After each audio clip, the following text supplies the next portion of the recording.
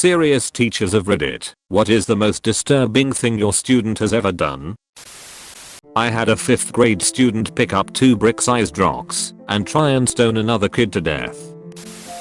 I used to teach a PE class to 3 to 5 year olds. I had this one kid who used to come with his friend from kinda. His friend's mother apologized to me numerous times and said she never would have offered to bring him if she knew what he was like. More than once I had to evacuate the rest of the kids from the gym because this 3-year-old would be running around the gym screaming for who I can see you at the top of his lungs while trying to punch, kick or headbutt other kids. You never knew what would set him off. If you asked him to kick a ball, he was equally likely to kick another student or the ball. One time he went so violent that I couldn't get him away from the other kids and ended up wrapping him up in the firm cuddle technique, which they definitely don't teach teachers about anymore. I basically dropped him to his knees with me on my knees behind him, arms wrapped around his arms and his chest. The only part he could move was his head, and he kept trying to smash the back of his head into my face.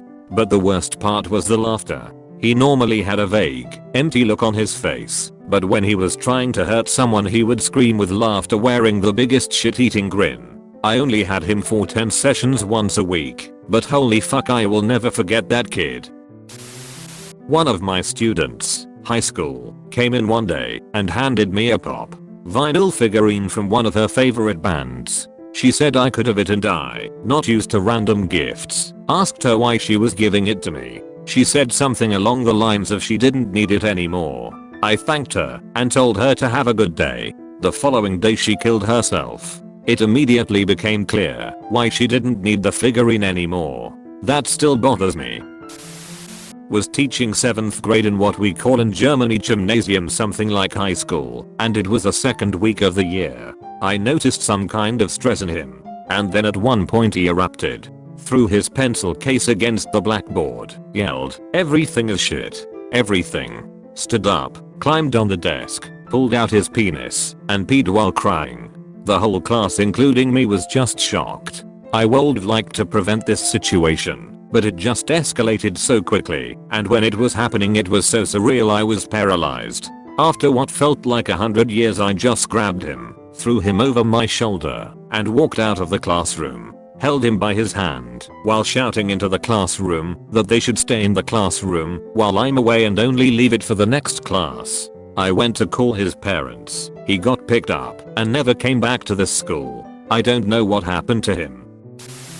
I taught 3rd graders for a year, so the kids were around 9 years old. It was a couple of days before summer holidays and I asked the kids what they were going to do during summer. I got to this one girl and asked her what she was going to do, and she happily announced she was going to Germany with her sister and parents. I asked her what she was going to do in Germany, and she said she was going to ask people if they have €1. I was like, what? And she proceeded to sit down on the floor with a really sad look on her face, stuck her hand out to me and said, "See, like this. Please miss, do you have just €1? I'm hungry." She didn't really see anything wrong with this. I'm pretty sure she didn't really understand what she was doing. I was quite alarmed by this, so I informed the other school staff. It turned out that, even though they weren't actually poor, her parents were regularly taking their 2 daughters to Germany over summer, where they would make them beg for money in the streets. I heard the girl and her sister got pulled out of school shortly after that, but I don't know what happened after, since I don't work there anymore.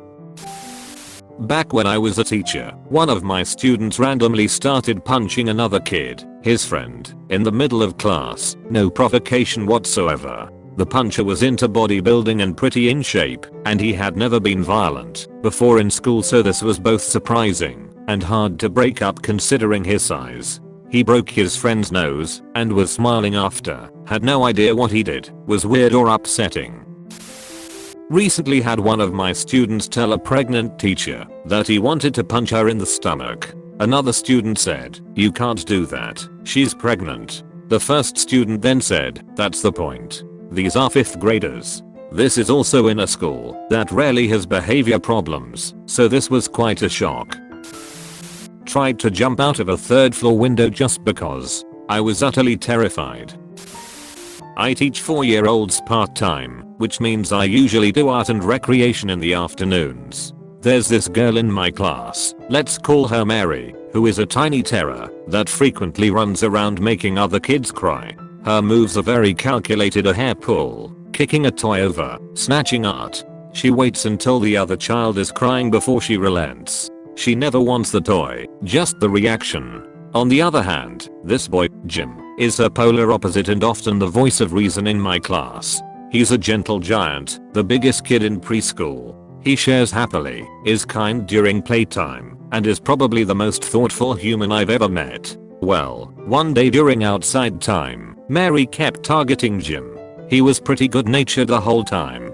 She would snatch a shovel from him, and he would respond kindly by saying, "It's okay, you can have it. Toys are for sharing," stuff like that. Sidebar: remember those giant red and yellow cars that kids sit in and pedal with their feet? The yard has 5 for the kids to share.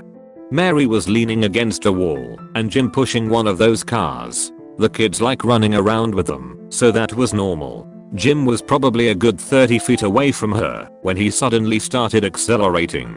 He was aimed like a homing missile, pointing straight at poor clueless Mary. Genuinely believed he would turn away at the last minute or stop. I was wrong. He slammed the car right into Mary, effectively crunching her against the wall. I'll never forget how long it took for her to inhale. I was shaking. I thought he cracked her ribs. Her entire back was bruised, but thankfully no further damage. I was too shocked to be angry. After passing Mary to my co-teacher, I turned to Jim, who was sulking in the corner, and asked, "Why did you do that?" He just shrugged and very calmly said, "I was just trying to take care of our problem. 100% scared of this kid now."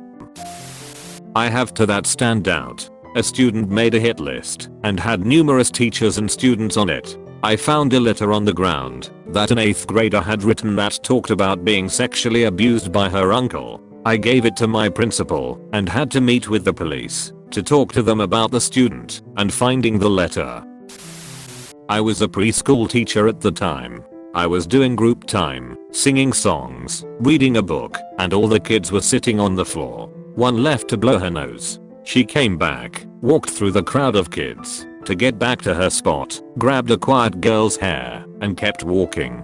My assistant thought it was a mistake, but the girl kept walking. She even bent at the knees and yanked while the poor long-haired girl screamed. That girl had no remorse and would be so unpredictable. She would look in your eyes, but right through them. It was a stressful year. At the first school that I taught at, I had a girl come up to me one day and say, "Robert has a knife." I pulled Robert into the hallway to talk with him about it. He said that he didn't have a knife, but did have a box cutter. I asked him why he had it and he said, "Because I'm tired of Chris." Chris was an annoying suck up, but wasn't really bad or mean to other kids. I asked Robert what he was planning on doing to Chris. He said, "I'm going to get him in the bathroom." I usually took the class to the restroom after lunch, but I didn't that day because they were being rowdy in the hallway. I took Robert to the office, and after hearing the story, the principal chewed him out. She then called Robert's mom, and she chewed him out on the phone. Here's the kicker. Robert knew that he was in serious trouble. He knew that what he was planning was wrong. He just didn't care. Not in a false bravado macho type was. He literally didn't care. I hate to predict a kid's future criminal endeavors, but that kid scares me. By the way, Robert was 8 years old at the time. I taught college. I taught mostly seniors and grad students. I had to essentially sit with a disturbed student in my office and keep him talking as campus police searched his office and workstation. The kid made threats against other students and the students waited to tell me until it got really bad. When I intervened, he started threatening me. Like on my personal cell phone, personal email, stuff like that. My husband told me to tell campus police, which I did, but everyone told me there was nothing really they could do. The chair of my dept couldn't even kick him out of my class because he was enrolled through a different department. His home department was slow to do anything. I called a meeting with him to ostensibly talk things out, but I had told my tar to search his stuff. My tar immediately called campus police, who went with him to search those areas. They found some stuff in his office, enough to kick him out of school, but nothing that rose to criminality. Well, that is, until he brandished the gun that was in his backpack. This happened as he stepped out of my office in my car and campus police stood there. I watched a campus cop literally tackle him off his feet.